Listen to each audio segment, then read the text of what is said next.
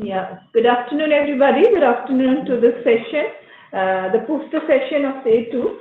And we just wait for a few minutes because people must be joining. So, yeah, just a few more minutes. Yeah? And then I'll hand it over to Dr. Praveen Mishra and Dr. Sunil Shukla, who's here with me. And then we can go ahead with the session. So, let's wait for 2 more minutes and let people join. Drive आपने कर दिया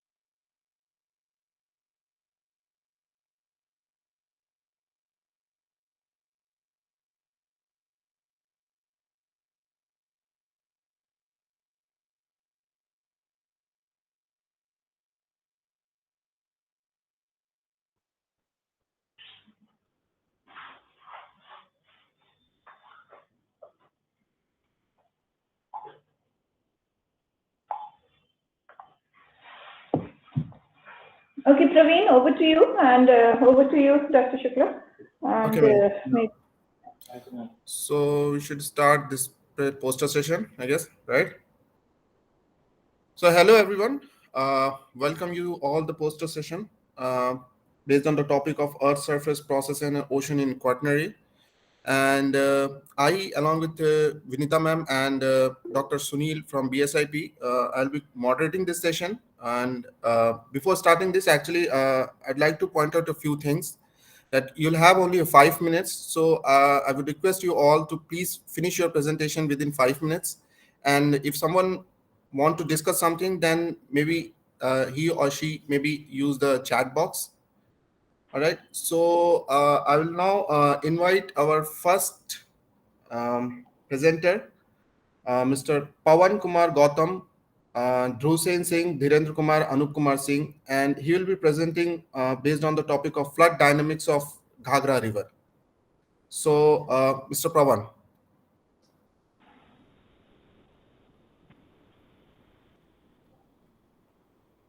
Pawan?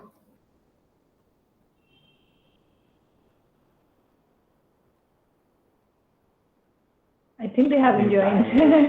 still there Still they are having lunch. Maybe. We can just go to the second and then we can come back in. Maybe I can just shift this presentation in the last of this session. Is it fine? Yeah, it could be okay. Okay. Then the second presenter, Mujahid Baba, BB Lakshmi, PB Gavli, and K. Dina Dayalan. yes sir can I He will start be sir presenting. hello sir Yes, You start.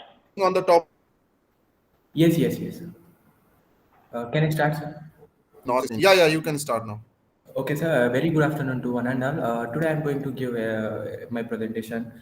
The main objective of my presentation would be like to understand the environmental changes and climate impact in northeast area, that is Dauki Fault region in Omengan rivers. For that, I have collected the quaternary deposits of Dauki River and Umenghat River portion.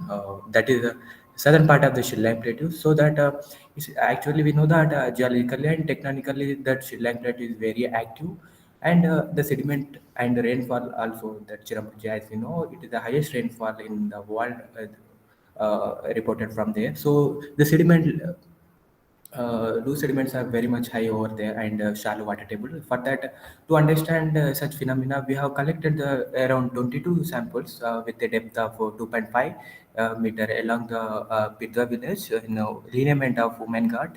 So that for that we have collected 22 sediment sample. For that we each interval of 10 centimeter.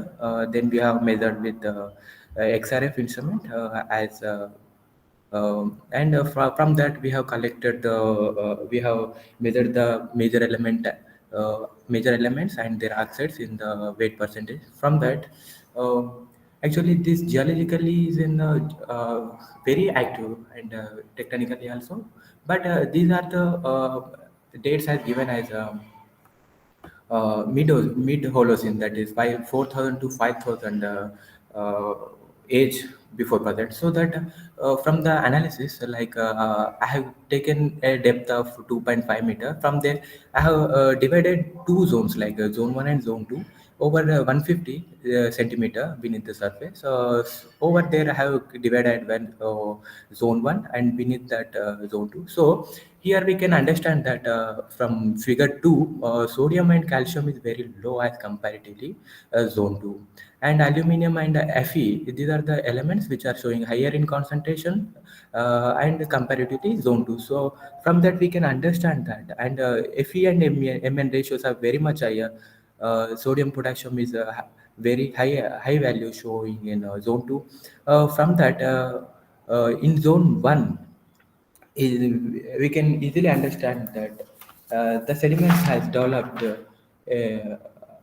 Na2O and TiO2 and oxides from figure 3, the oxides and their ratios are indicating. And one more thing is CIA, chemical index alteration, which is very high in zone 1, and zone 2 is comparatively low to, with comparatively zone 1. So that from here we can understand in the zone 1, it can be linked that it has developed in a warmer and wetter condition with supported by high CIA value.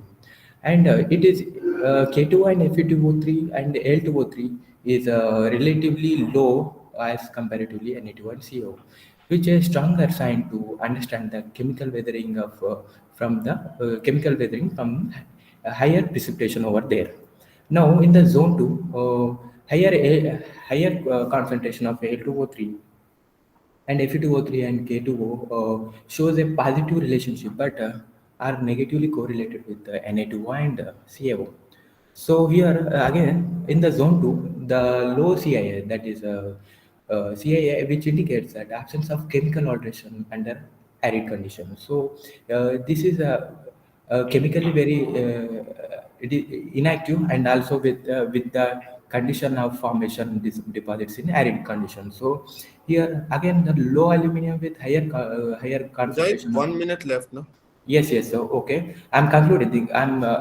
My conclusion would be that these values are indicating, and zone 1, 2, and zone 2 are strongly hydraulic activity in nature while they deposition, and which are deposited in very poor chemical weathering. And conclusion from that, zone 1 is deposited under warm and humid climate, and zone 2 is deposited under dry climate, that is arid nature. So from this study, we can understand the formation of the deposits. We can further correlate with the paleoseismic evidences, that is earthquake induced deformation features also we can correlate with that. Okay, sir. Thank you very much. So thank you very much, Mujahid. Yes, sir. Still we have actually 10 seconds, but I would suggest you to please go to the chat box, and Mr. Ankit has already asked you one question. So Yes, sir. I would suggest you to please go through that and then just reply him in the chat box. All Yes, right? sir. Sure, sir. Sure, sir. Okay. Thank you very much, Varana. Thank Okay. you. So the now moving to the next presentation. Mr. Kishore V. Katenge, Guru Sevak Singh, and Nitish Kumar Khonde. And they will be presenting on the topic of sediment characteristic and clay mineral assemblages of modern Kori Creek sediments, Kutch Basin from Western India. So, Mr. Kishore? Yes, sir, I am present. Yeah. So now you can just proceed now. Good afternoon to everyone. First of all, I would like thanks to the organizing committee of AOKR for giving me an opportunity to present my research work. Today I will give talk on sediment characteristic and clay mineral assemblages of modern Kori Creek sediment. So Kori Creek is the most significant feature which is present on western part of the Great Run of Kutch and which connects the Arabian Sea and the Great Run of Kutch through the different tidal channels. The Great Run of Kutch is an east-west trending basin and one of the major depot centers throughout the Quaternary times.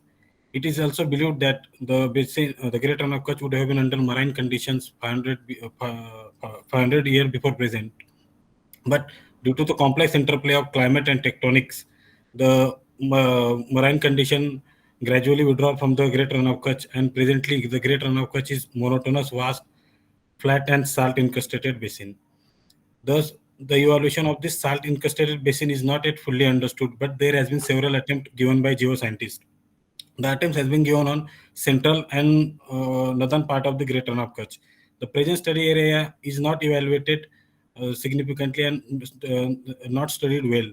So the main objective of my research work to characterize the modern sediment distribution across the creek of the Great Run of Kutch basin and to track the modern sediment source for the fine-grained sediments across the creek to evaluate the role of sediment redistribution due to the tidal activities. Keeping this objective in mind, we raised 5 short cores. Short core because the length of each core not exist than 55 centimeter. They are not more deeper than 55 centimeter. And this course has been processed for non-destructive techniques such as X-radiography, and we obtained the high resolution X-radiograph. Then again, we splitted the core into 2 equal halves, and we get high resolution optical images. By physical observation of these images, we found that different salt layers and color variation at different depths. The thickness of the salt layers varies from 0.2 to 2 centimeter, and for further, we subsample the core and we process alternate sample of each core for grain size analysis. Through the grain size analysis, we obtain the sand, silt, and clay percentage. And for each core, I will try to explain the temporal variation of grain size because it is very important to understand temporal variation because for different core, for each core it is different. So for first core, the upper part that is approximately above 15 centimeter, coarser sediments are dominated. Below the 15 centimeter, muddy sediments are dominant one. Then for first core, too much grain size variation is found to be present. But as you can see in second core, there is a less variation of grain size is present. And for rest of the cores, at the bottom side, muddy sediments are present, but too much variation of grain size is, as we can see that. So it is concluded that it may be due to the location of the core because the first core is more proximal to the tidal channels. Apart from the grain size, we get textural units. On the basis of textural units, we had prepared textural logs of each core, as you can see in this figure. So for KC1, that is first core, maximum textural units we get. Then secondly, we also get dispersal pattern. So throughout each course, we get unimodal and bimodal dispersal pattern. So unimodal and bimodal dispersal pattern indicates that it belongs to the tide dominated setting. So as I already told you that there is a presence of fine-grained sediments. So to track the sources of these fine-grained sediments, we conducted the clay mineralogical studies on our samples. So we chosen 31 sample for clay mineralogical studies, and we found that elite and chlorite are dominant clay fraction in our cores. So Kishore, 1 minute left. Yes, sir. I will concluding. Then we compare our clay mineralogical data with other already published data that is from Eastern Punjab Plain and continental shelf area. Then we found that the clay mineralogical data is more or less same to the already published data of Great Run of Kutch. So it is clear that through this study, it is clear that presence of salt layers owing to the annual inundation and drying phase of the JRK basin, and therefore it through the KM analogy it appears that the Kori Creek model sediments are having the similar source to the JRK sediments and is free from significant influence from the river in the derived sediment. I would like to thank Director BSIP for encouragement and carrying out this work, and I would like to thank DST for giving the grant for pursuing the PhD. Thank you, sir. Thank you, ma'am. If any question, you can. Thank you very much, Kishore. And you can just go through the chat box, and someone has already asked you one few questions. So I would suggest you to please go through that and then just reply. Thank you, sir. Thank you, sir. So our next presenter is Mr. Sohan Kumar from Wadia Institute, and he will be presenting on the topic of weathering rates determined using a uranium series isotopic disequilibrium in granite weathering profile from Lesser Himalaya. So, Mr. Sohan. Yes. Good afternoon, everyone. Am I audible? Yes, yes. Okay. Thank you, sir. Thank you very much. My name is Sohan, and I am working in Wadia Institute of Himalayan Geology. I am presenting here a recent work about weathering rates, which were determined using uranium series isotopes disequilibrium in a granitic weathering profile from Lesser Himalaya. This study provides first record of weathering in situ weathering rate from Himalayan sector. Lot of studies on weathering related studies has been done worldwide, but very little is known from Himalayan region. This is due to a pre-made belief that weathering profiles are hard to preserve on slopes of Himalayan region because of its dynamic nature. However, there are several slopes which are relatively stable, and weathering profiles can preserve on these slopes. One such slope has been identified from Devguru Porphyroid Formation of Ramgarh Group from Lesser Himalaya. The profile was found preserved on a granitic rocks along a road cut section. The surface of the profile was peeled off, and samples were collected for the laboratory analysis.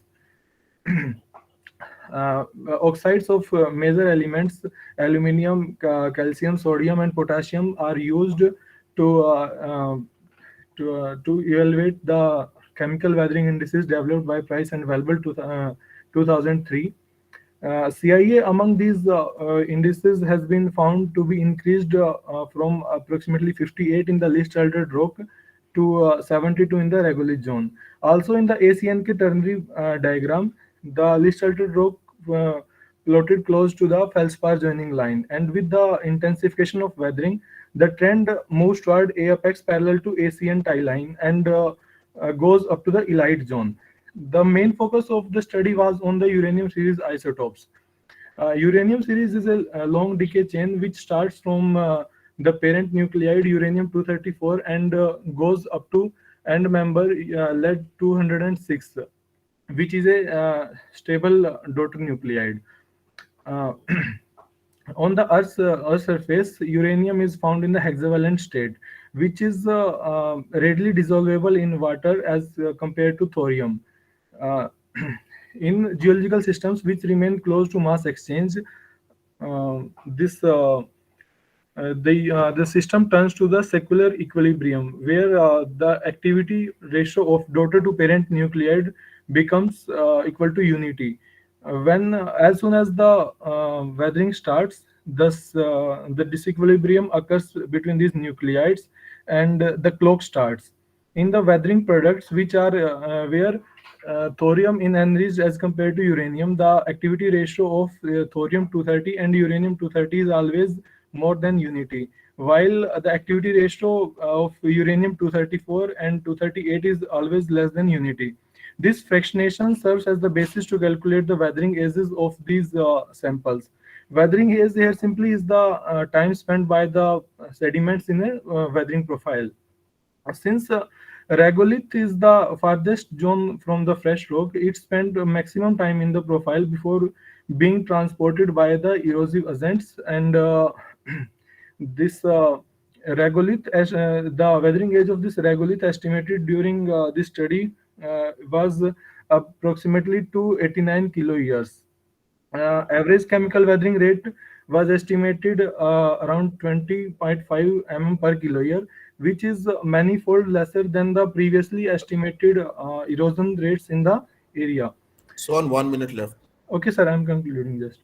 Also, the weathering age trend has some non-linearity, where it has been found some where intensified weathering has been observed during some specific times, which were found to be warm and moist in the history when compared with the previously published oxygen isotope values from Arabian Sea as well as the continental record from China.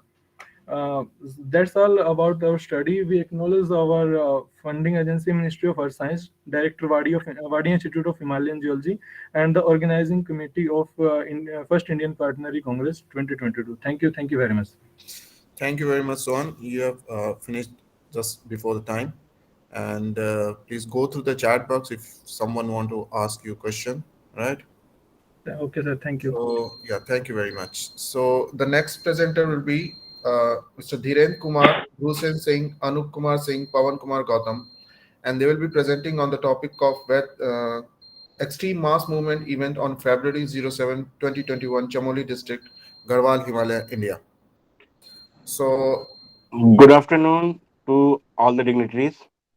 Arani village of Chamoli district, Uttarakhand got global attention and media coverage on February 7, 2021 due to extreme mass movement event.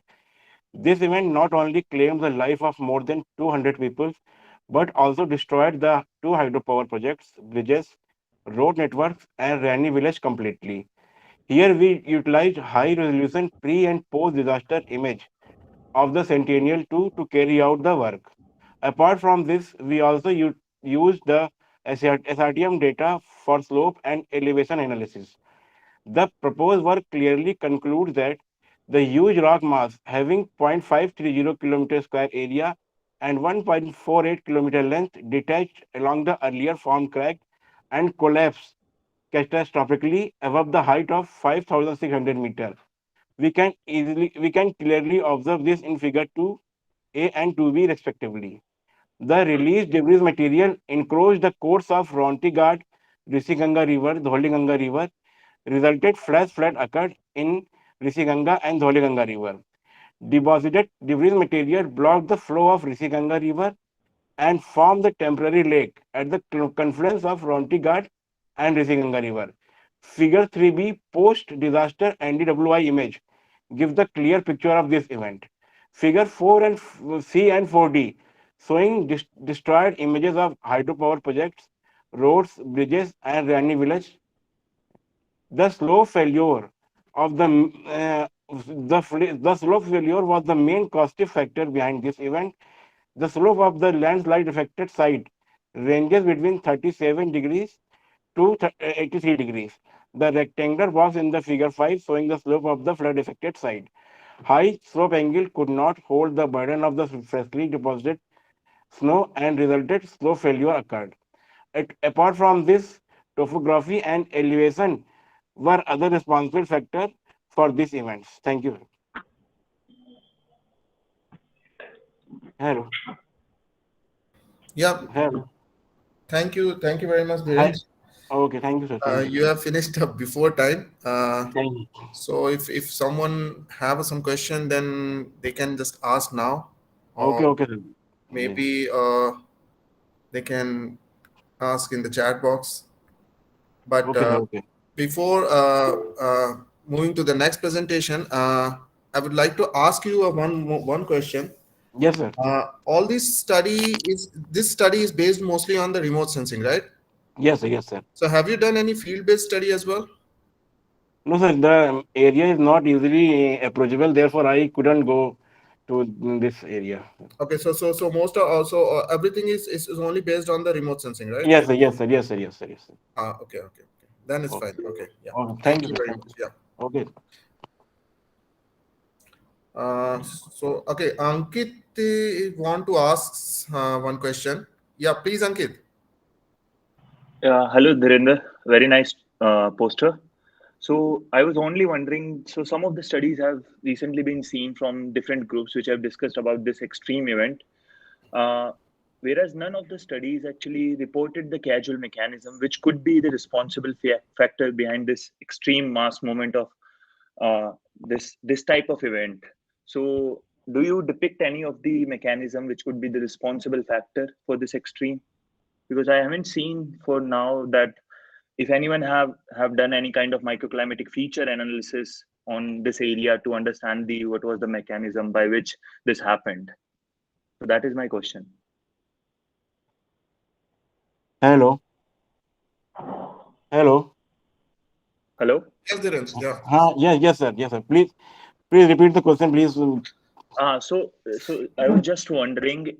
So many Yes. studies have appeared from this area, which talked about that what was the repercussions of this extreme, whereas none Yes, of sir. these studies actually reported the causal mechanism, which could be the responsible factor behind this extreme event. Like it could be a The microclimatic most feature. no, sir, no. The most responsible factor for behind this event is the constructional one. Mainly, the reports does not could not close the reason behind this. But I think, in my opinion, the constructional work and the blast and the tremors are main responsible factor for these events. Okay, Dhirendra. Then Okay, okay. I think you can just discuss your questions in the chat box. I'm Okay, sir. moving to Okay, the next presentation. okay, sir. The next presentation will be based on the influence of slope on landslide, a case study in Himalaya using landslide inventory by Mr. Ijesh Sonkar, Jayant and Yes, Tripathi sir. and Swarnim. Yeah, Hello, sir. yeah, Ijesh. Yes, sir. Good afternoon to all of you. Myself is Jay Sonkar, Research Scholar, University of Allahabad. My topic is the influence of the slope for landslide study of Sikkim Himalaya using landslide inventory. Here, the slope is important factor for taking the landslide in hilly area. I have taken one parameter is the slope correlation with the landslide inventory points. The other factor like rainfall, earthquake, slope movement, and volcanic activities, human activities are also trigger the landslide. I have taken two objectives. How the first is the how the slope triggers the landslide using with the landslide inventory point. Second is the correlation with the landslide movements. Study area is the Sikkim Himalaya, and the figure 1 is shows the geographical distribution of the landslides. Methods and data used.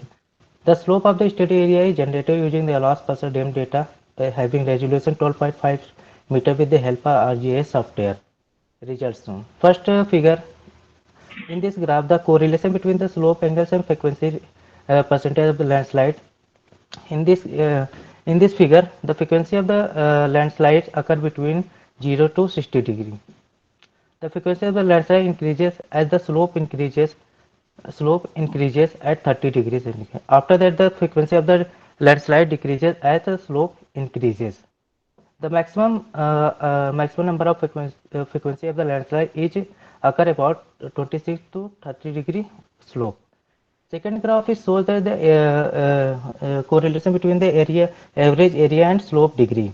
The maximum area of landslides occur about 5,574 and minimum is 1,008. And graph 4 is graph 4 is shows that the graph plot between number of landslide versus slope angle for rapid movement. In this figure, the number of landslides occur is rapid movements. In shows the red bars. In figure 5, the graph plots between number of landslide versus slope angles for types of material. In this figure, we saw that the which type of material are transported. The maximum number of landslides are transported as a debris type of the material transportation. It shows in the bar graph is red.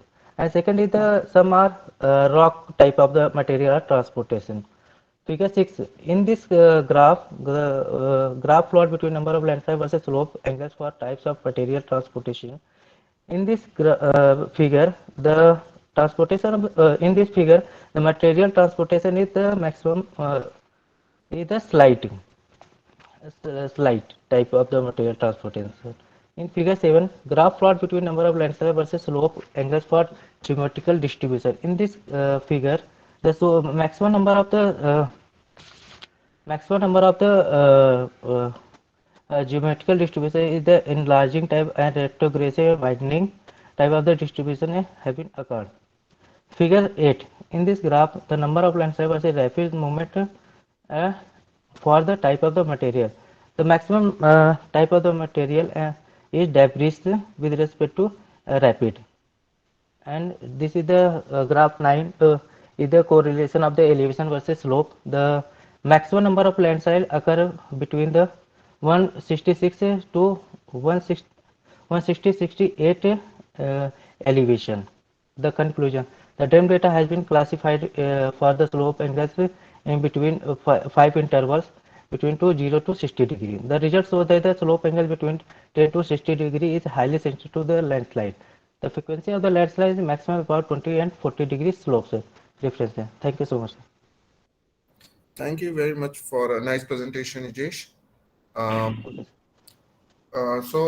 moving to the next presenter, Mr. Bhagbat Sahu, R.K. Singh, S. Sova Bari, Nishant Vats, and Somin Roy. And he will be presenting on the topic of sediment depositional pattern in the northern Japan Sea over the last 1200 K and its linkage to the orbital forcing. Right. So over to you, Bhagbat. Yes, sir. Good afternoon, everyone. I am Bhagwat Sahu, currently pursuing my master degree in IIT Bhubaneswar. As sir said, my topic of presentation, sediment deposition pattern in the northern Japan Sea over the last 1200 kiloyear and its linkages to orbital forcing. First of all, about my study area and methodology that we followed in this work. Figure 1 showing the IODP site U1423 in Japan Sea or northern Japan Sea, which is our study site. Japan Sea is chosen for this work because it is a semi-enclosed sea and marginal sea, which gives a natural laboratory scenario. And the sediment pattern over here is mainly dependent upon the East Asian winter monsoon and westerlies current and surface currents like Tsushima 1 current, which are marked in this figure. Next, the methodology part. As you can see the flow chart, we collect our samples from this IODP U1423 site, and then we did the grain size analysis and semi-coated mineral analysis. Then comes to our result part. As you all can see, figure 2 that showing that the silt size grain size fraction is dominant grain size over all our sediment sample, which are poorly to moderately sorted and forced to nearly symmetrical skewed, as shown in the figure 3. Again comes to figure 2, the energy modeling analysis suggests the dominance of the lower energy condition between 1200 to 600 kiloyear and periodic fluctuation of higher and lower energy condition over last 600 kiloyear. Then about sortable silt fraction. The sortable silt fraction gives the information about the bottom water current strength condition of any basin. Sortable silt refers to the size 10 to 63 micrometer size sediment grains. In figure 4, we can see that so the sortable silt size data suggests that during 1200 to 600 kiloyear, the near bottom water current speed is quite high and which is periodically fluctuated over last 600 kiloyear. Then comes to figure 5. The spectral analysis were done of several grain size related data like in memory modeling and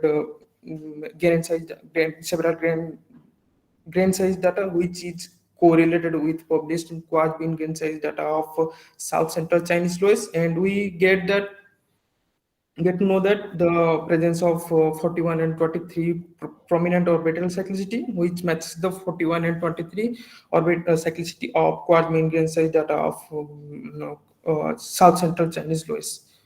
And lastly, the figure 6, the ceramic quantity mineral analysis suggests the dominance of quartz, plagioclase, and orthoclase minerals. Minerals which depend by these climate phenomena like EAWA, East Asian winter monsoon and westerlies, and surface current like Tsushima warm current, and pyrite minerals also there.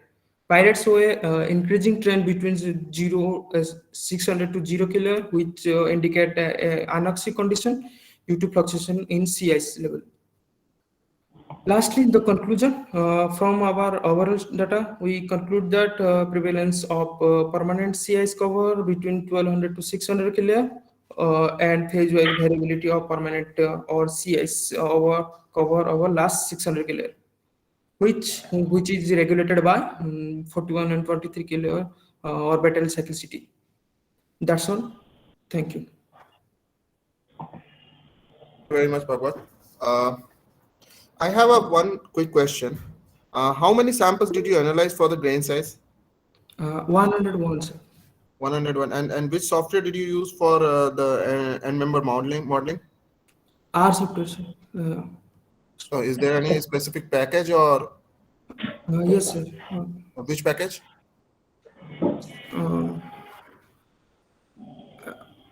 I don't remember. You should know that, man. But anyway, it's a nice study, and you have used so many proxies together.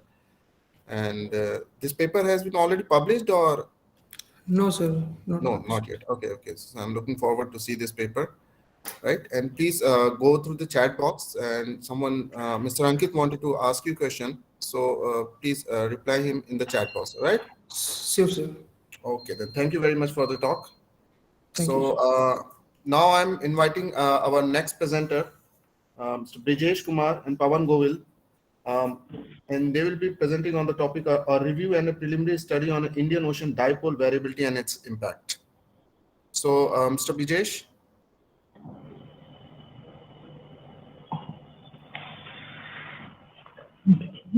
Should be here. Hello, sir. Yeah. Am I audible? Yeah, you are audible. Okay, You thank you, proceed sir. now. Okay, thank you, sir.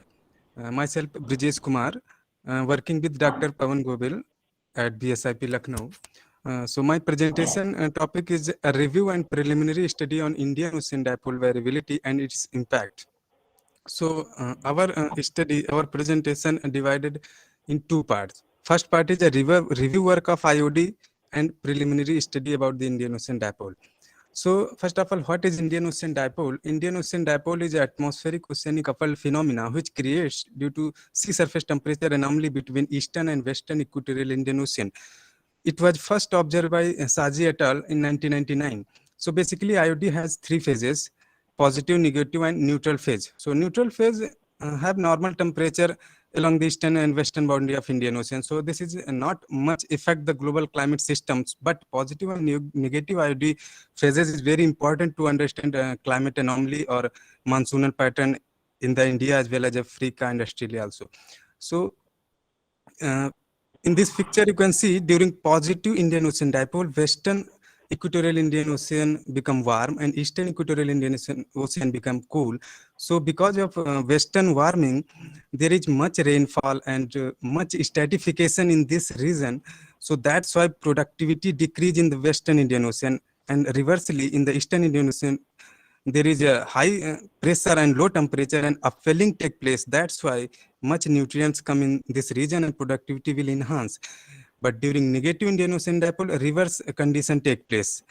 Australian and Indonesian mass rainfall much intensify because of Eastern Indian Ocean warming during negative Indian Ocean dipole, and Africa and India got drought condition. So second figure is showing our study area and also previous study correlation. So you can see in this figure, red box represent DMI range of IOD. DMI is nothing but it represent the sea surface temperature anomaly range between eastern and western equatorial Indian Ocean. That means in this range, maximum temperature anomaly take place. So here we can say in the previous study, most of the study done outside of the DMI range. So although there is also effect of Indian Ocean dipole outside of the DMI range, but major effect should be in the DMI range. So that's why we choose our co-location within DMI range. So in the previous study, one study from Western Indian Kunert et al. 2014, he looked for mid-Holocene IOD variability, and in the central equatorial Indian Ocean, Gupta et al. He looked for the mid-Brenner's time IOD variability, and Eastern Indian Ocean, Kowalski et al. 2015, he looked for thermocline variability in the Eastern equatorial Indian Ocean, and also one study, Abraham et al. 2007, he looked for the thermocline variability and IOD variability within Holocene time. And one study also, Mohtadi et al. 2010, he looked for the LGM time Walker circulation variability and also which time Hodge condition about Indian Ocean dipole. So second part, we present our preliminary study. So we choose two core, one core from Western Indian Ocean and second core from Eastern Equatorial Indian Ocean. But here we present the one core Western Equatorial Indian Ocean. So this is our objective to first objective to reconstruct the Indian monsoon variability from the Equatorial Indian Ocean with positive and negative Indian Ocean dipole time. Second is that to reconstruct the mixed layer and thermocline variability in the Western Equatorial Indian Ocean. So this is our preliminary results which show the ecologically sensitive plankton foraminifera record, particularly surface and mixed layer species, so which shows the significant variability in our code, but because of the lack of chronology. Just 1 minute left. Okay, because of lack of chronology, we could not much explain about that. We was proposed for the radiocarbon dating to IOC, and proposal was expected. So definitely we will got very soon our chronology for enhance interpretation of our data. So I am come the conclusion part. So we can conclude that the most of the study done using instrumental record or proxy record, but more majorly focus on the present scenario of IOD or up to Holocene. So less was known about the late quaternary time or interglacial time. So my studies mainly focus on the long-term IOD variability in the Western and Eastern Equatorial Indian Ocean to understand the IOD condition during glacial and interglacial time period. And one thing also observed in previous study that cold climatic period means the LGM mid-Holocene showing more negative IOD condition in the previous study. Please finish your presentation. Okay, sir. And warm period represent the positive Indian Ocean dipole condition. I acknowledge the author are thankful to the director BSIP and University Grant Commission. Thank you. Thank you, Vijay. Thank you for such a nice talk.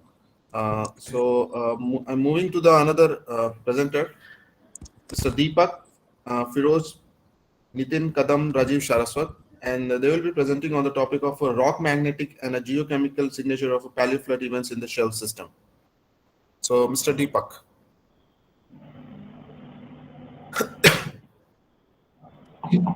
Mr. Deepak?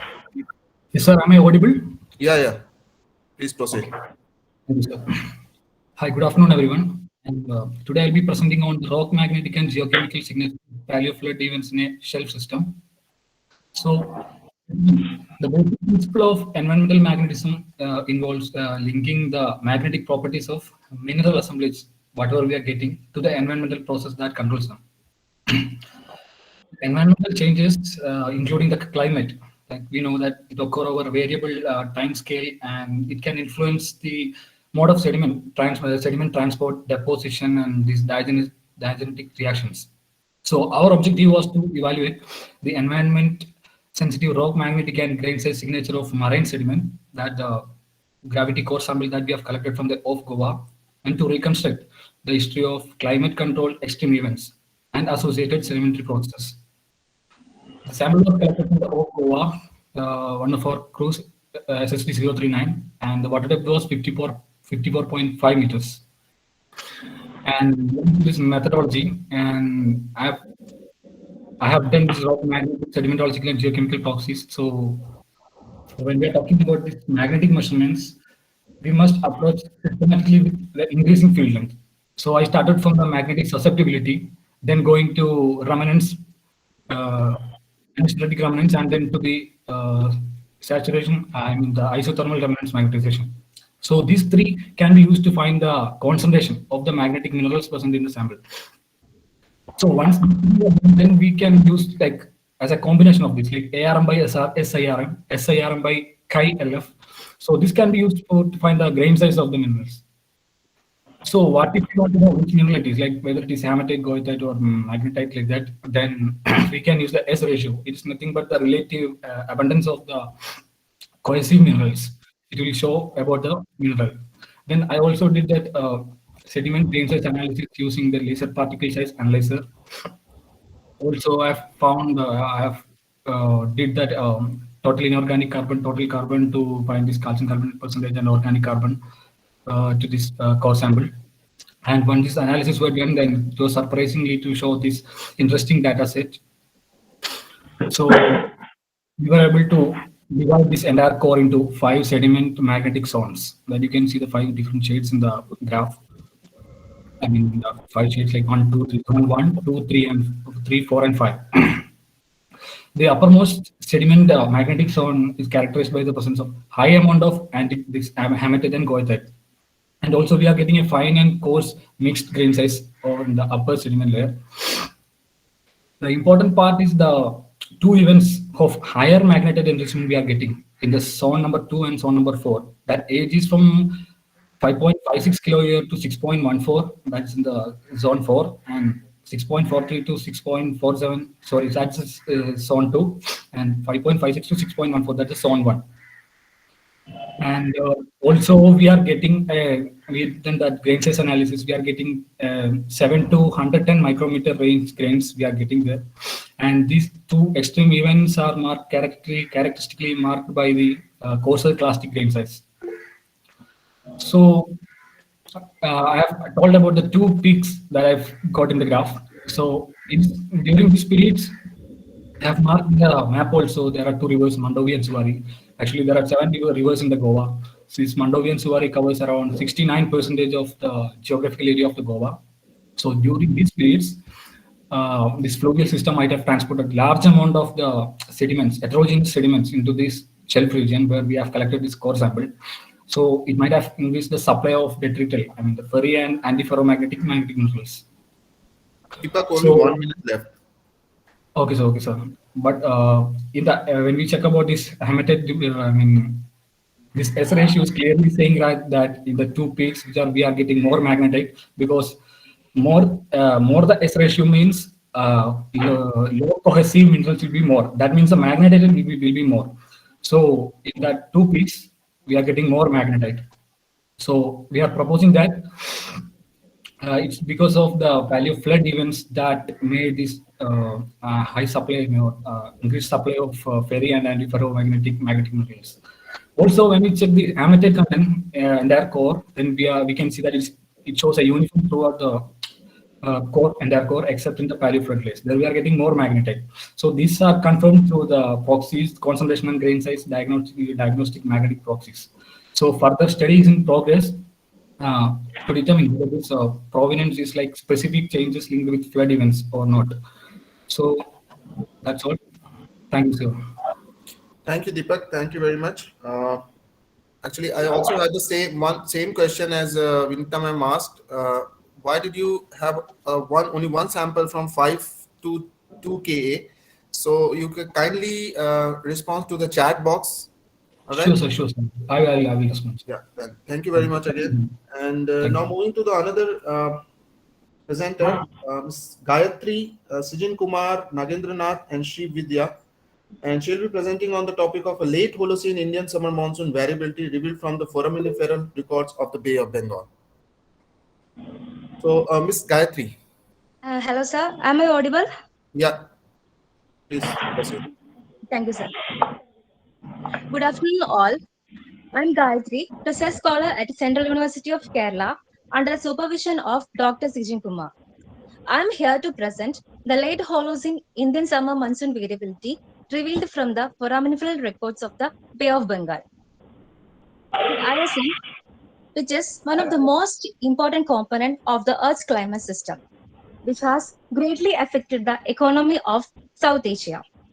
Any changes in the ISM can have critical consequences such as floods and droughts and detrimentally affect the subcontinent's food and life security, especially since the beginning of the late Holocene, where climatic changes are closely associated with anthropogenic activities. The sediment caused from both the eastern and western sides of the Andaman Islands provides valuable insights into the late Holocene fluctuations in the ISM precipitation. Here we report the ISM variations during the late Holocene with a special reference to the Little Ice Age and medieval warm period, utilizing the absolute and relative abundances of both plankton and benthic foraminifera using stereozoom binocular microscopes. We capture the oceanographic changes associated with ISM variability by species that tracking salinity and productivity in the northeastern Indian Ocean. We analyzed 9 short sediment cores from water depths ranging from 30 to 260 meter, and the core was subsampled into 1 centimeter interval. And the radiocarbon rates were also calculated. The figure 1 shows the location of the cores retrieved from the northeastern Indian Ocean with the sea surface salinity. The downcore records of the productivity, salinity, and temperature sensitive species are represented here. The productivity species such as Globigerina bulloides, Globigerinita glutinata, and the total fertile species, that is the sum total of G. bulloides, G. glutinata, and G. falconensis, have shown higher abundances during 700 to 390 calendar years before present, and its abundances decreases during 1273 to 1018 calendar years before present.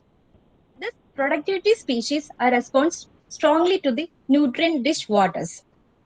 The salinity sensitive species such as Neogloba dutatory and Globigerina aculateralis also shows significant changes during the late Holocene, responding to the changes in freshwater runoff in tune with ISM variability.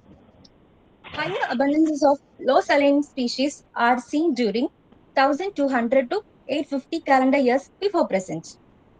The higher abundances of salinity species indicate strong stratification and huge river runoff, hence intense monsoonal precipitation. The Globigerinoids ruber, an oligotropic warm water species, whose abundances shows increasing from 1200 to 1000 calendar years before present, and its abundances decreases during 650 to 300 calendar year before present. From all these findings, we concluded that the foraminiferal records show variations in the ISM for the last 2800 calendar years before present. A decrease in the intensity of monsoon during the Roman warm period, Dark Age cold period, and Little Ice Age, along with an increase in the intensity of the precipitation during the medieval warm period.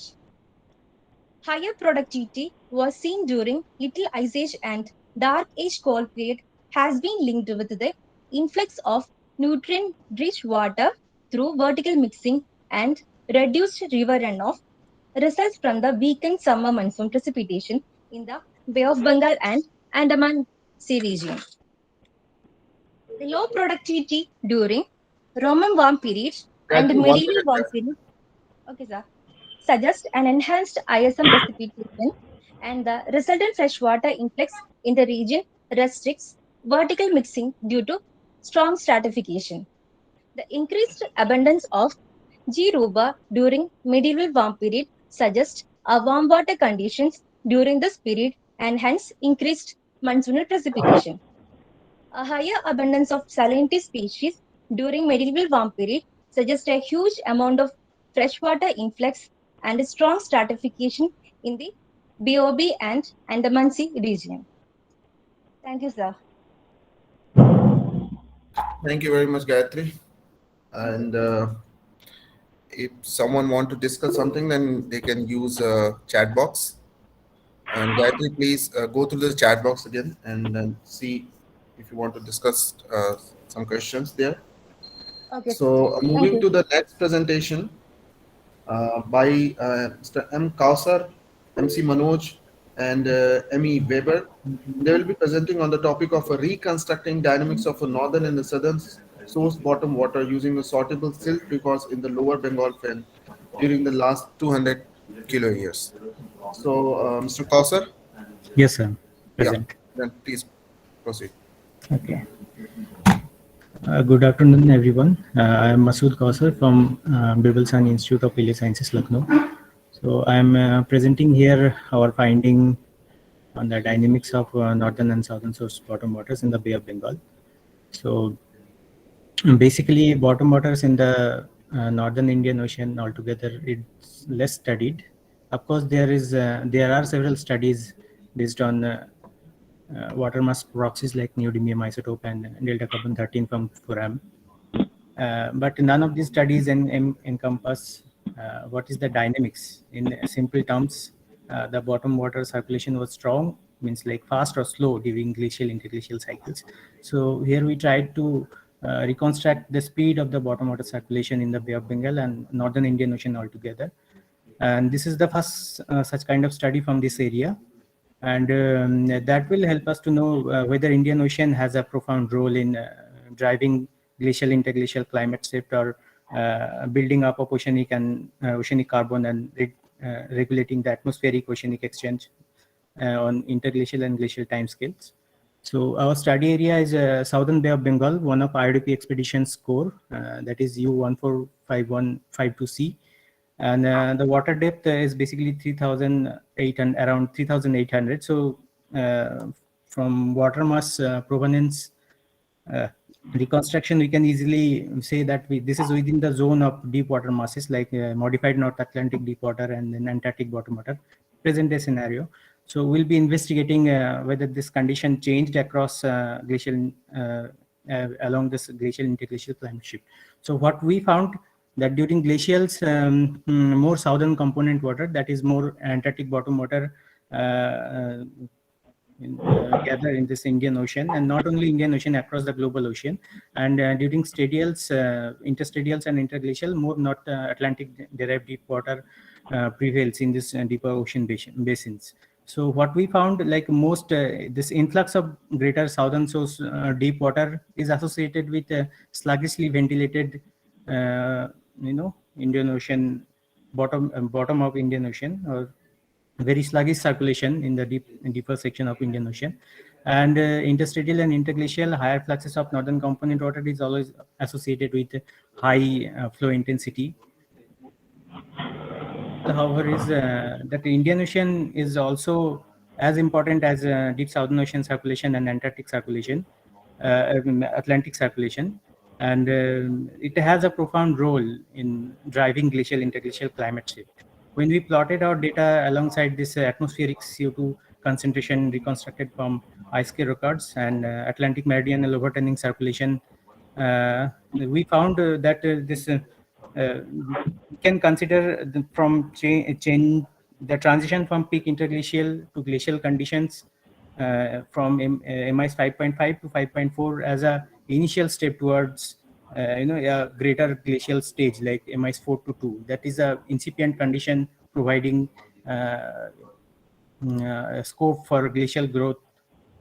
So if you see the third figure, you can see this atmospheric CO2 concentration in Antarctic record and now sortable silt record almost during transition from MIS 5.5 to 5.4 goes alongside one another. That indicates that slowing down of Indian Ocean deep circulation is actually connected with this atmospheric CO2 decline and has a profound role in this glacial inception. So this is probably the most even important finding from this study. And the other findings are from sediment end member, that is reconstructed from the bulk sediment, that EM1, that is 3 micron, that is in phase with northern hemisphere summer insolation. So basically that indicates that this 1 minute left. Yeah, deposition of EM3 is governed by the southwest monsoon, wet monsoon phase, and this other EM2 is actually out of phase with respect to the northern hemisphere summer insolation. So that deposits with the northeast monsoon phase, and then obviously 3 and 4 there are elements of turbidity that is reaching the side.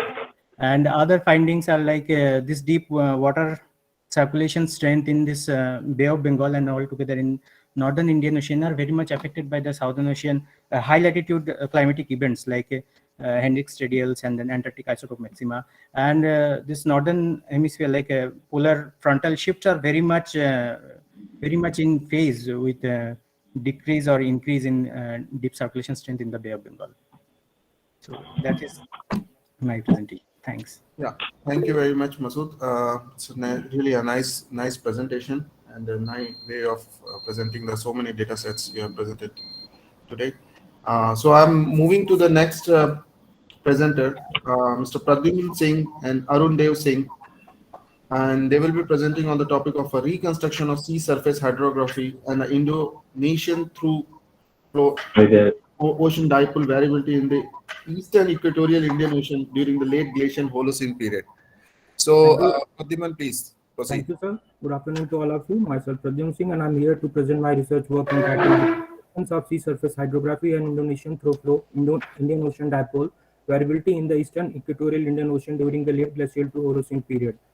Unlike the equatorial Pacific and Atlantic Ocean, the eastern equatorial Indian Ocean is one of the most unproductive regions of the world ocean due to the lack of the equatorial divergence.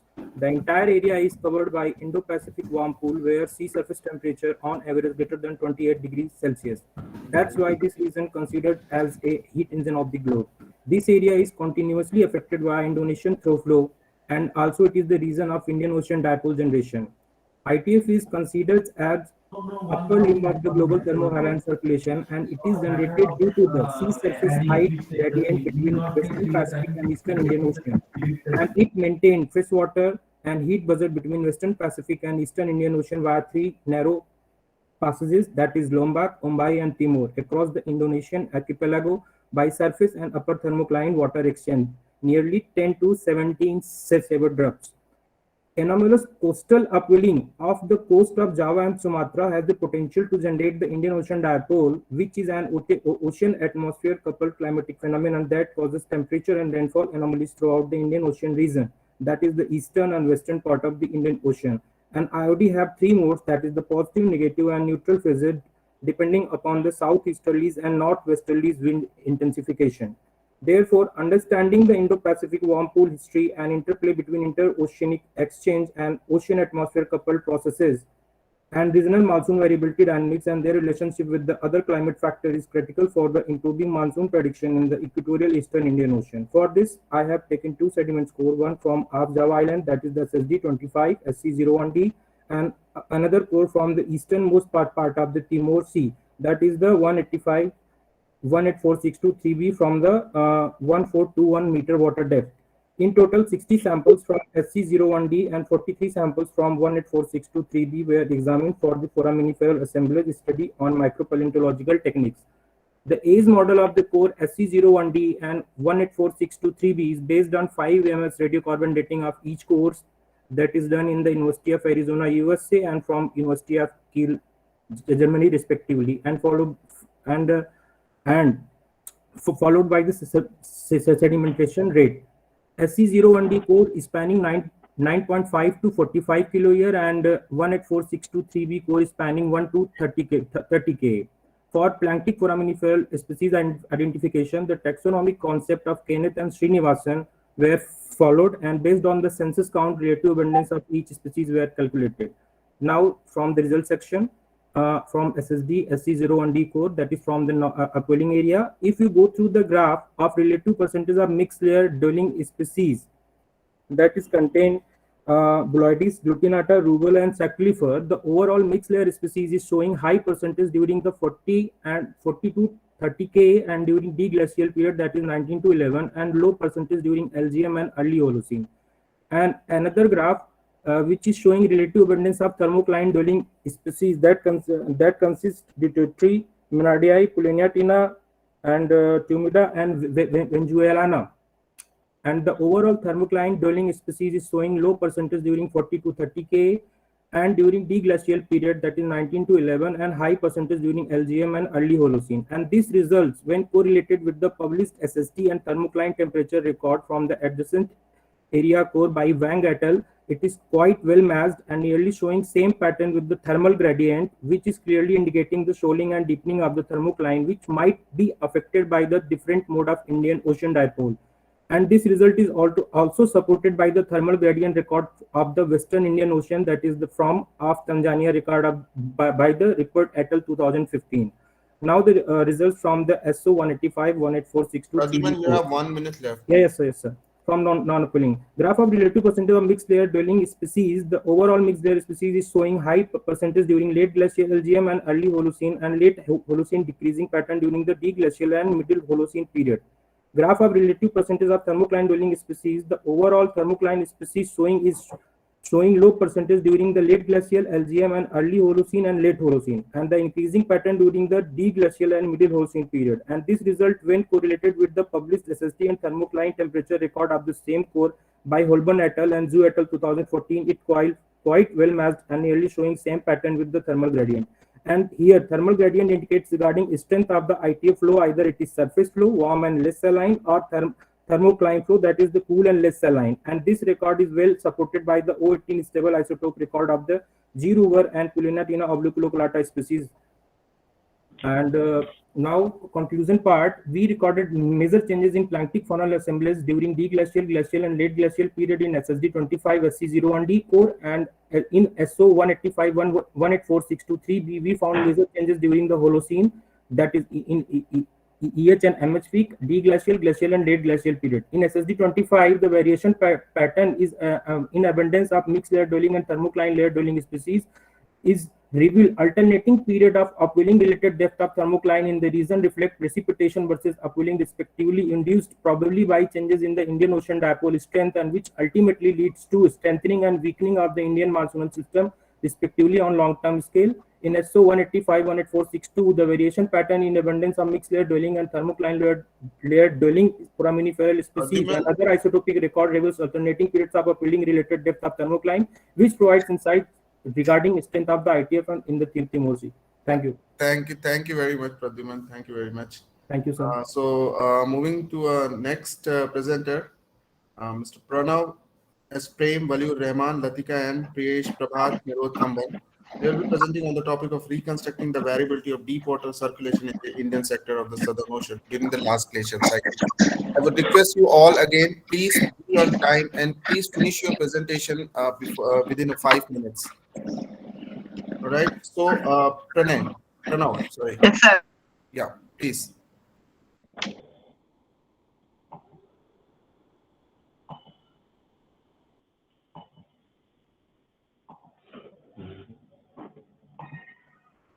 Pranav, you may proceed now.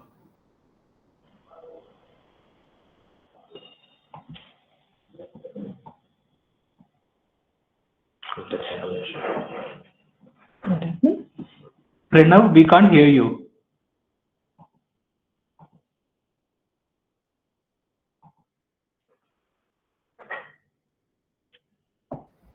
Pranav, please unmute yourself.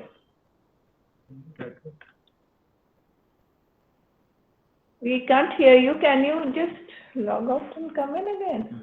Something like that when we mute it. Yeah, Pranav, you can just rejoin again. And by the time, maybe we can just proceed to next presenter.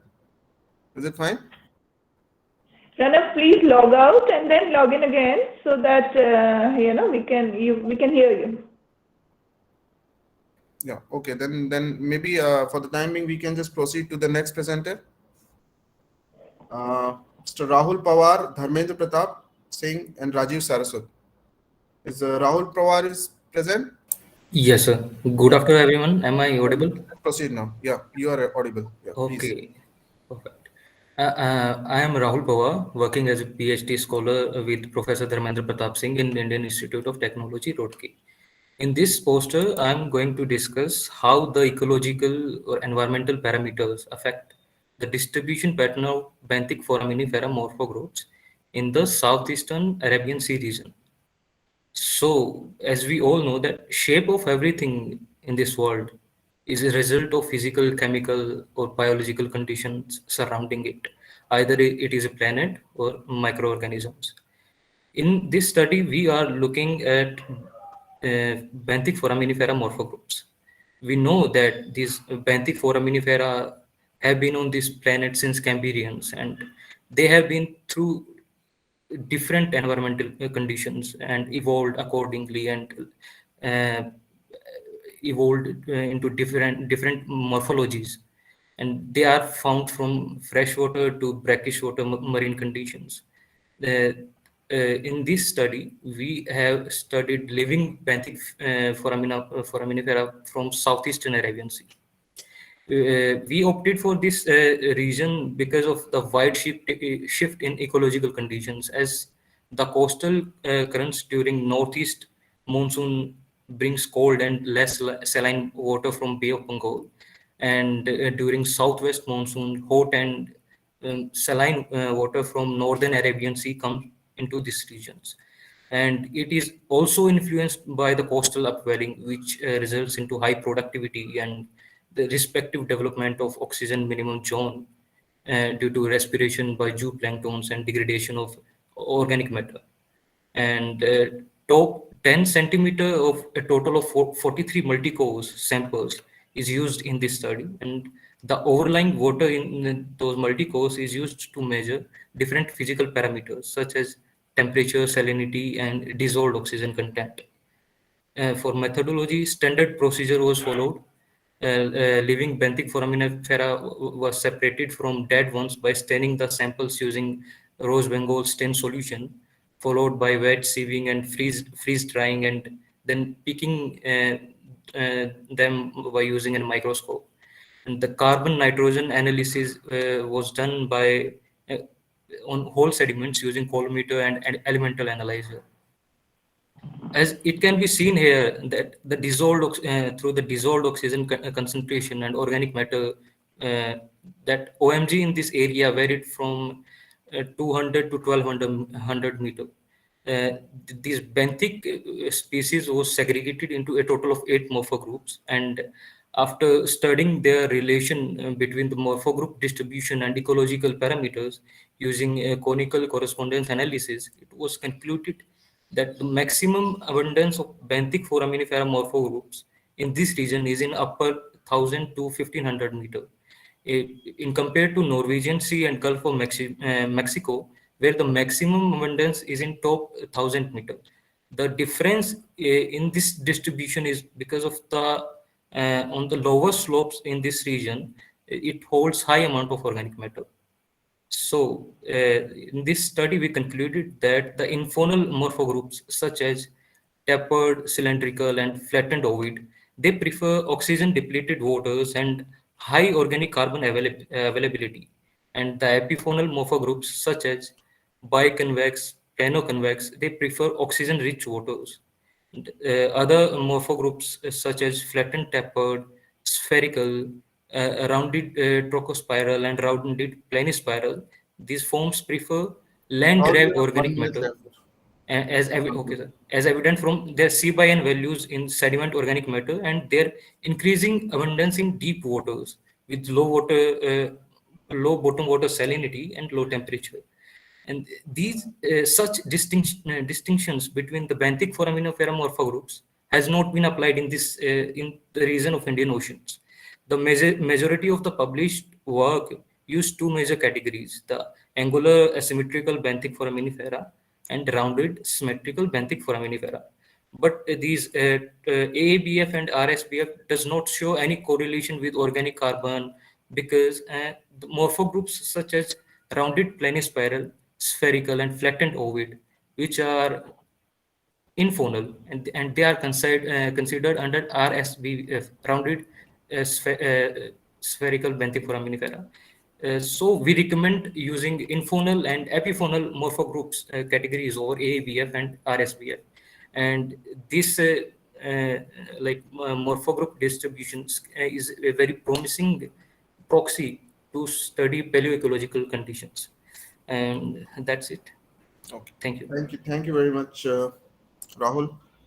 And moving to the next presenter, Ramanand Yadav, Smita and Naik, Sushant and Naik, S. Naik and Kumar Inishal. They will be presenting on the topic of plant-taining foraminiferal response to the surface hydrography of the southeastern Arabian Sea during 140 kilo years. So, Mr. Ramanand. Good afternoon, sir. Can you hear me, please? Yeah. Please. Okay, please sir. proceed. Good afternoon, everyone. I am Ramanand. I am Senior Research Fellow at CISA National Institute of Oceanography, Goa. The topic is the planktic foraminiferal response to the surface hydrography of the southeastern Arabian Sea during last 40 kilo years. So I will check the which mode of the circulation exactly, the tropical or the equatorial climate dynamics. That's what I put the questions over here. So as we are dealing with the monsoonal phenomena, so during the summer monsoon time, that is boreal summer time, the intertropical convergence zone, we can see into the introduction part that actually shifted towards Himalayan region, and during the winter time it crosses the equator and somehow it is lie around 10 degrees south. This is the site selection and course, second panel of the figure. We can see that the it is around 9 degrees this northern latitude. It is located somewhere this northwestern margin of the Chagos Lacadie Ridge around the 2,800 meter water depth. That core was taken from the Sagar Kanya 129. The tide flow it is 5.5 meter core. It covers around 140 kilo year. Oceanographic setting, if you are coming from the left down panel, so we are having summer sea surface salinity and winter sea surface salinity. During the summer time, we can see our core lies somehow here. It shows this meridional wind distress induced this upwelling condition, which lies the high productivity during summer time, and it is also influenced by this West India coastal current. During the winter time, wind system reverses and it brings the low saline water from the Bay of Bengal, and it making inhibition of mixed layer present papers. You can see the papers by the Vijit et al. Then the research question, if you are coming middle of the panel, yellow color, into the top, the questions are there to reconstruct the past induced this variability, monsoon induced variability in the past oceanographic condition over the last 140 kilo year, and to document the temporal chain in surface productivity condition from the study region, and to understand the response of mixed layer planktic foraminiferal species to this oceanographic process. So this is methodology part. I picked this sample from this core. I analyzed the planktic foraminiferal record associated with Deladen record of this published paper by Patta et al. 2003. So if you are coming from this regional part that is located somewhere in the eastern side of this presentation, so it is showing the total planktic number in down panel. It is not much consistent with the record. Above that, if you are coming the Globigerina bulloides, that is indicative of this productivity indicator. Then the ratio of G bulloides as over, it is also indicative of productive indicator. And also we have taken the eutrophic by oligotropic and the this planktic foraminiferal fertile species, and in conjunction with the organic carbon content. So if you see the hydrographic signal in the last 140 kilo year, that is demarcated with different MIS label. So during MIS 5, it has a significant cold and warm phases, that is 5A, C and E, that is looked as the warm phases, and B and D looked as the cold phases. Then we are MIS 4 to 2, that is another hydrography that I will explain. And during MIS 1, that is different. So during MIS 5, especially the warm phases that have extremely high, all the data are showing extremely high productivity condition, and because it is coming from the negligible amount to till the 18% of G bulloides, and the organic content is extremely high. Even it is not much productivity compared to Western Arabian Sea and Eastern Arabian Sea part. But during the MIS 4 to 2, if you see, it seems like productivity get fully collapsed in this region, and during the MIS 1 part, it seems that you have 1 minute left. Yes, I will conclude, sir, within 1 minute. Don't worry, sir. Yeah. Then MIS 1 part, it is showing the weaker upwelling part. So the conclusion part during MIS 4, MIS 5, because I posed the question over that, it is coupled with the equatorial, that is the zonal circulation, as well as the meridional circulation that led to the eutrophication in the southeastern Arabian Sea during MIS 5. Then MIS 4 to 2, because increased transport of the Bay of Bengal water, that is low saline water, because our core location line 9 degree latitude, that it comes in the tropic. that prevail the oligotrophic condition, warm condition into the MIS 422. Then during MIS 1, it shows the weaker upbearing part. Acknowledged part, I really thank to Dr. CSR and Professor Singh, then Captain, crew members, and of RV Sagar Kanya and CSR Senior Research Fellow. Thank you all for attending this talk. Thank you very much, Ramanan, for such a nice talk and nicely present all your data sets. And now, next presenter will be Smita N. Naik and Shushan S. Naik, and she will be presenting on the topic of a penetration of Antarctica intermediate water into the Eastern Arabian Sea during the last deglaciation. So, Hello, sir. Smita, yeah, please proceed. So you have 5 minutes. Yes, sir. I'm Smita Naik. Today I'll be presenting on penetration of Antarctic intermediate waters in Eastern Arabian Sea during the last deglaciation. First of all, I would like to thank CSR and NIO for allowing me to conduct my PhD research in the institute. I'm also thankful to Goa University, to which I'm affiliated, and I'm very much thankful to Association of Quaternary Researchers for allowing me to present my work over here. So to begin with introduction, carbon and oxygen isotopes ratios of the benthic foramiferal test are used for tracing the past changes in ocean circulation. Now, there are numerous studies that have carried out in Indian Ocean, and Arabian Sea hosts very few of them. Out of the very few studies, many of them, some of them are not well dated. Some of them, they have a lower resolution, and also some of the studies, they have used mixed benthic foraminifera. So this has led to diminished understanding of changes in deep water circulation in the past. So I have come up with the Del C13 and O18 values, which reconstruct through which we are reconstructing the deep water circulation in the Eastern Arabian Sea from for last 25 kiloyears. So the study area selected is the Eastern Arabian Sea, and the core is AS 9/21, retrieved from a depth of 1,800 meters.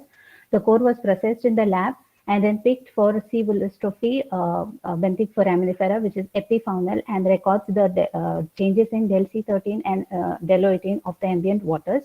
It was analyzed on the shells of this foram was analyzed on the Kiel 4 carbonate device coupled with Delta 5 IRMS at CSIR NIO, and the results are shown now on the screen.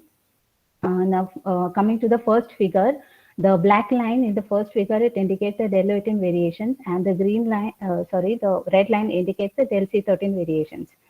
So the Del O18 variations during the LGM time, the Del O18, the higher values during the LGM, they indicate the lower temperatures, whereas during the Holocene, there are lower values which indicate the higher temperatures. So evolution of cooler to warmer bottom waters or the deep waters can be seen over here.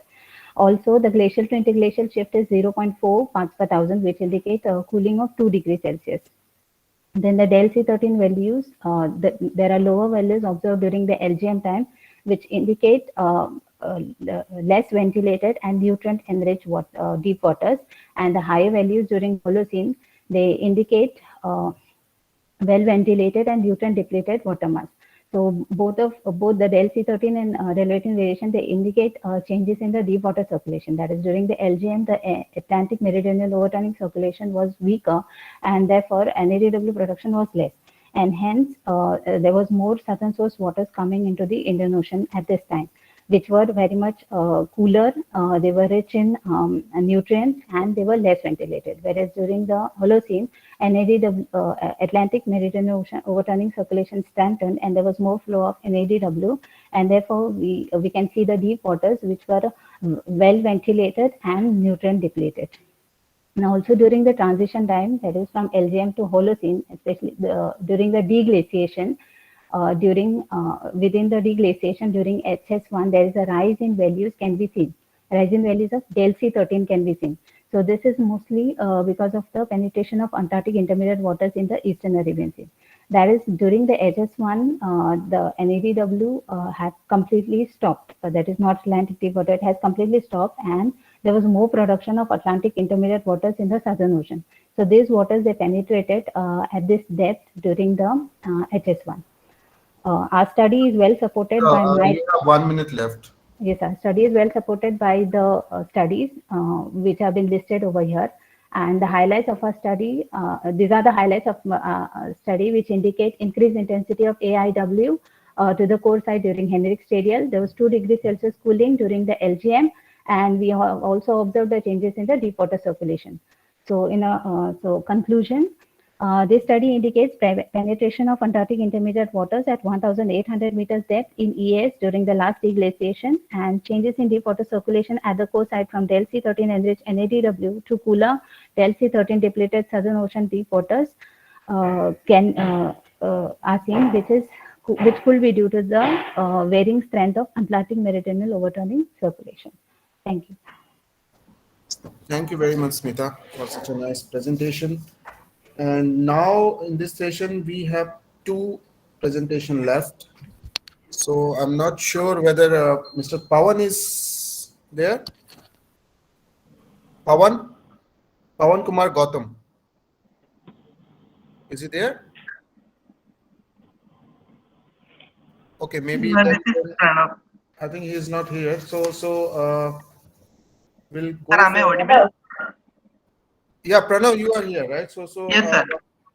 So now you can just present your topic. Yeah. Yes, sir. Please proceed and please try to finish it within 5 minutes. Okay, sir. Okay. Thank you. Good afternoon, everyone. I am Pranav from NCPR Goa.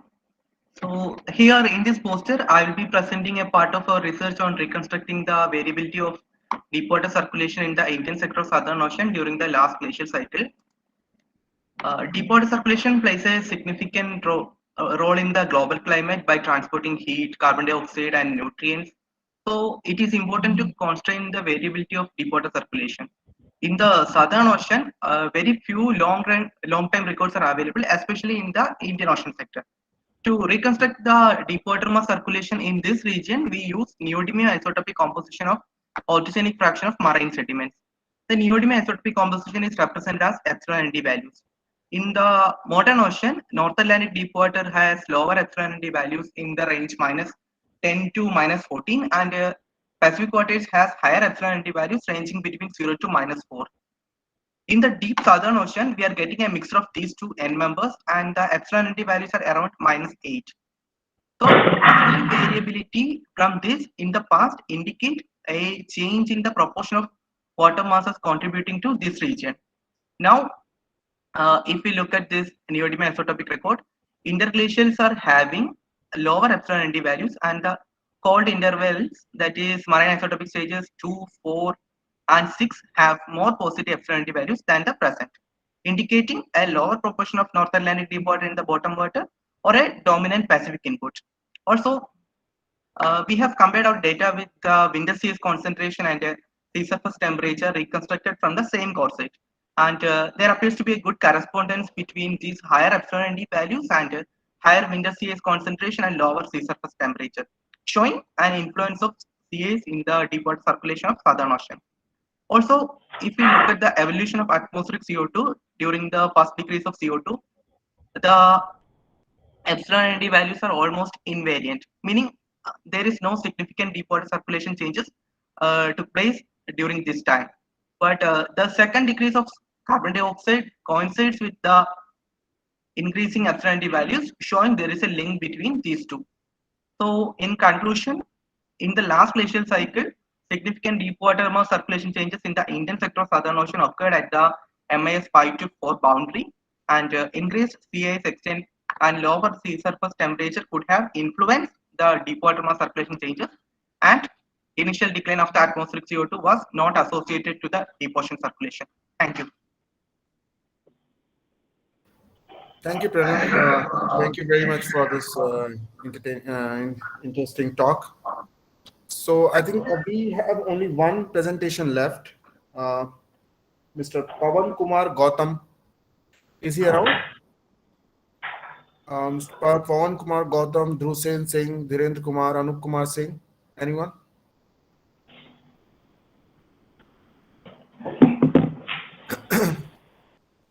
If not, then I think we should conclude this session. And then I would request Binita ma'am and Dr. Sunil to summarize this session, and then, yeah. So, ma'am. Yeah. Yeah, thank you. Thank you, Dr. Praveen. So in this session, named as Earth Surface Processes and Ocean and Quaternary, we were having total 15 presentations. And we could see a very nice data set. And most of the presentations were by the PhD students. So a lot of good data set. And we hope for very good publications in the future. And I think it was the right platform provided by the Indian Quaternary Congress to present the data of PhD students so that they will get the confidence for the presentation and they will feel confident about their data. So in the future, we would like to see this data to be published in very good journal. And I think we could all get some good ideas from the data. And with these words, I over it to Vinita ma'am, please. Yeah. Thank you, Dr. Praveen. Thank you, Dr. Sunil, for handling the session so well. And yeah, as Sunil said, the data is so nice, and youngsters presenting it makes it all the more beautiful. And I would also say that we are trying to, get in touch with the editors of different journals that we've decided, like the papers read in this conference, in this congress, we would invite them to publish with, maybe different journals. We are talking at different levels. So if a group of people are interested, and then we can just focus a special volume for, to publish the work. So that we will announce it like tomorrow in the concluding session. And I want all of you to attend the concluding session because we have speakers from INQUA, the International Quaternary Association. The president would be here, and also the president of INQUA Roma. Next year, INQUA is coming, it will be in Rome, it's in Italy.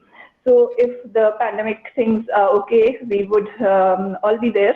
And I want all of you to apply for funds. And also they would be talking about funds to get into INQUA Roma and international funds that you can apply for in different platforms for your research. The fund situation in India is like too tight because of the pandemic. 2 years, we know that we are going through a very, very bad phase. Otherwise, this meeting would have been offline. We would all be together for 3 days, discuss more in the evenings, in the morning. So, that is a different experience. So we cannot do that, but I think you all should be there with your questions, and they would be there.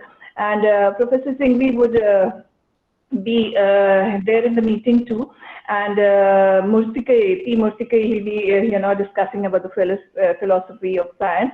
So it's a very special session on philosophy. Like we are doing science. So science for what? Like what's the next step? So science, philosophy, funding, management, policy, it all goes together. It's the next step. So we'll be discussing that the session would be at around 2:45 p.m. tomorrow, 1 hour session. Please do attend that. And of course, you're welcome for the morning sessions also tomorrow, day 3. The very interesting sessions on the human and the fossil records in the quaternary, and one on the surface processes. So I thank you all once again, all the speakers of the oral and the poster presentations. And I look forward to seeing you tomorrow morning for Professor Rajiv Patnaik's keynote. It would be really very nice. So tomorrow we're starting at 10. So like today we had to start early because we had to see the timeline between, adjust the timeline between USA and India. And but Peter was, he did talk on time, and it was midnight for him, but we had to adjust, but it went well. So I thank you again. I wish you a very good evening. You enjoy your afternoon, your evening, and tomorrow we'll meet again for day 3 sessions of the Indian Quaternary Congress. Goodbye. Okay then. Stay safe. Bye. Thanks, Praveen. Thank you, ma'am. Thank you, Dr. Sunil. Bye. Bye. Thanks, Sunil.